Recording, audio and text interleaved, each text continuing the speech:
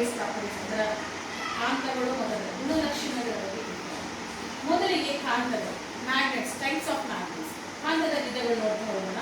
ಇದನ್ನು ನಾವು ದಂಡಾಕಾಂತ ಅಂತ ಹೇಳ್ತೀವಿ. ಎರಡರಲ್ಲಿ ಕೇಳಿರೋದು ದಂಡಾಕಾಂತ ಅಂತ ಹೇಳ್ತೀವಿ. ಸೊ ಇಲ್ಲಿ ನೋಡಿ, ಇಲ್ಲಿ ನಿಮಗೆ ಗೊತ್ತಿದೆ ದಂಡಾಕಾಂತವನ್ನು ಇಂಗ್ಲೀಷ್ನಲ್ಲಿ ಬಾರ್ ಮ್ಯಾಗ್ನೆಟ್ ಅಂತ ಹೇಳ್ತಾರೆ. ನೆಕ್ಸ್ಟ್ ಆರ್ಶು ಮ್ಯಾಗ್ನೆಟ್, ಕುದುರೆ ಇದು ರಿಂಗ್ ಮ್ಯಾಗ್ನೆಟ್, ಇದು ಡಿಸ್ಕ್ ಮ್ಯಾಗ್ನೆಟ್.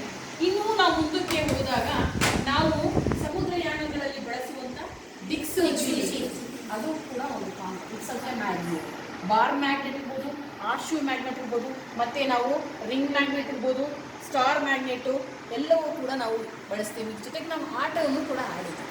ಸೊ ನಾವು ಇಲ್ಲಿ ಒಂದು ದಿಕ್ಸೂಚಿ ಇದೆ, ಇಲ್ಲಿ ಹಲವು ದಿಕ್ಸೂಚಿಗಳನ್ನು ಕೂಡ ನಾವು ನೋಡ್ತೀವಿ. ಇವತ್ತು ಈ ಅವಧಿನಲ್ಲಿ ನಾವು ಮ್ಯಾಗ್ನೆಟ್ನ ಗುಣಲಕ್ಷಣಗಳನ್ನ ತಿಳಿತಾ ಹೋಗೋಣ. ನಿಮಗೆ ಗೊತ್ತಿರಬೇಕು, ಮೇನ್ ಒಂದು ಕಾಂತದ ಗುಣಲಕ್ಷಣ ಏನಂದರೆ ಇದು ಕಬ್ಬಿಣದ ರಜೆಗಳನ್ನು ಆಕರ್ಷಣೆಗಳು. ಸೊ ನಾವು ನೋಡಿದಾಗ ಈ ಕಬ್ಬಿಣದ ರಜೆಯಲ್ಲಿ ಹಾಕಿದಾಗ ಆಕರ್ಷಣೆ ಹೆಚ್ಚು ತುದಿಗಳಲ್ಲಿ ಕಂಡುಬರ್ತದೆ. ತುದಿಗಳು ಹಂಗಂದ್ರೆ ಈ ತುದಿಗಳಿಗೆ ಒಂದೊಂದು ಹೆಸರುಗಳನ್ನ ಕೊಡಿ. ಒಂದು ಉತ್ತರ ಧ್ರುವ, ದಕ್ಷಿಣ ಧ್ರುವ, north pole, south pole.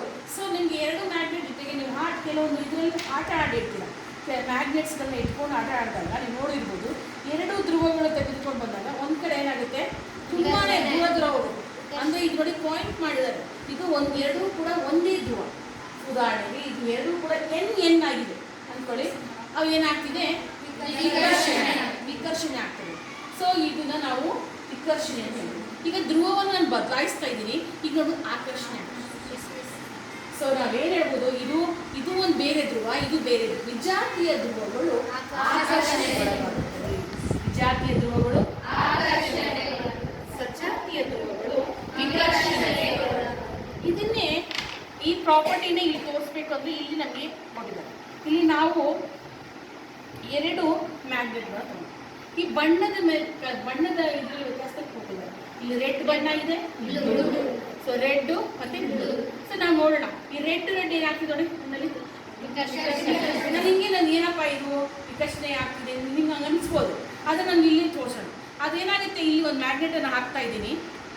So ಇದು ಒಂದು ಬಣ್ಣ ಇದೆ ಬ್ಲೂ, ಇದು ರೆಡ್.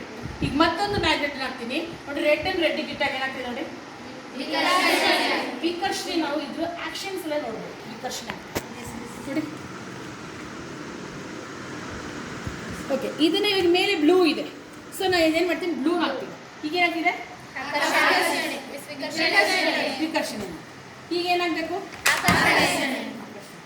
ಸೊ ಇದರಿಂದ ನಾವು ಏನು ಹೇಳ್ಬೋದು, ಸಜಾತೀಯ ಧ್ರುವಗಳು ವಿಜಾತೀಯ ಧ್ರುವಗಳು ಇಂಗ್ಲಿಷ್ ಹೇಳ್ಬೇಕಂದ್ರೆ like poles repel each other and like poles attract each other. ಇದು ಮ್ಯಾಗ್ನೆಟಿಕ್ನ ಪ್ರಾಪರ್ಟೀಸ್. ನೀವು ಕನ್ನಡದಲ್ಲೂ ತಿಳ್ಕೊಂಡಿರ್ಬೇಕು, ಇಂಗ್ಲಿಷ್ ತಿಳ್ಕೊಳ್ಬೇಕು. ಈಗ ನಾವು ಒಂದು ಬಾರ್ ಮ್ಯಾಗ್ನೆಟ್ ತಗೊಳ್ಳೋಣ. ಅದರ ಸುತ್ತಲೂ ಕಾಂತ ಕ್ಷೇತ್ರ ಮ್ಯಾಗ್ನೆಟಿಕ್ ಫೀಲ್ಡ್ ಅದು ಹೇಗಿರುತ್ತೆ ಅಂತ ನೋಡೋಣ. ನಾನು ಬಾರ್ ಮ್ಯಾಗ್ನೆಟನ್ನು ಕೆಳಗೆ ಇಡ್ತೀನಿ, ಅದರ ಮೇಲೆ ಹಾಳೆ ಇಡ್ತೀನಿ. ನಾನು ಈಗ ಕಬ್ಬಿಣದ ರಜೆಗಳನ್ನು ಅದರ ಮೇಲೆ ನಾವು ಚಿಮುಕಿಸ್ತೀವಿ ನೋಡಿ. ಚಿಮುಕಿಸಿದಾಗ ನಿಮಗೆ ಗೊತ್ತಿದೆ, ಇಲ್ಲಿ ನೀವು ನೋಡ್ಬೋದು, ಕ್ಲೀನಾಗಿ ನೋಡಿದಾಗ ಇಲ್ಲಿ ಏನು ಅಬ್ಸರ್ವ್ ಮಾಡ್ತಾ ಇದ್ದೀವಿ ಅಂದರೆ ನೋಡಿ, ಇಲ್ಲಿ ಪೋಲ್ಸ್ ಧ್ರುವ ಪ್ರದೇಶಗಳಲ್ಲಿ ಹೆಚ್ಚು ಅದನ್ನು ಅಚ್ಚುಕಟ್ಟಾಗಿ ಕ್ಲೀನಾಗಿ ಅಬ್ಸರ್ವ್ ಮಾಡಿದ್ರೆ ನಾವು ಏನಾಗಿದೆ, ಲೈನ್ಸ್ ಆಫ್ ಫೋರ್ಸ್ ಬರ್ತಾ ಇದೆ. ಮ್ಯಾಗ್ನೆಟಿಕ್ ಲೈನ್ಸ್ ಆಫ್ ಫೋರ್ಸ್ ಅಂದರೆ ಕಾಂತೀಯ ಬಲರೇಖೆಗಳು. ಕಾಂತೀಯ ಬಲರೇಖೆಗಳ ಗುಣಲಕ್ಷಣಗಳನ್ನು ನಾವು ಪಟ್ಟಿ ಮಾಡಬೇಕು. ಕಾಂತೀಯ ಬಲರೇಖೆಗಳ ಗುಣಲಕ್ಷಣಗಳು ಮಾಡಿದಾಗ ಅವು ಕಾಂತೀಯ ಬಲರೇಖೆಗಳು ಉತ್ತರದಲ್ಲಿ ಉತ್ತರದಿಂದ ಶುರುವಾಗಿ ದಕ್ಷಿಣದಲ್ಲಿ ವಿಲೀನಗೊಳ್ಳುತ್ತವೆ. ಕಾಂತೀಯ ಬಲರೇಖೆಗಳು ಹೆಚ್ಚು ಎಲ್ಲಿರ್ತವೆ, ಹೆಚ್ಚಾಗಿರುತ್ತವೆ. ಕಾಂತೀಯ ಬಲರೇಖೆಗಳು ಆವೃತ ಜಾಲವಾಗಿದೆ. ಏನಾಗಿದೆ, ಆವೃತ ಜಾಲವಾಗಿದೆ.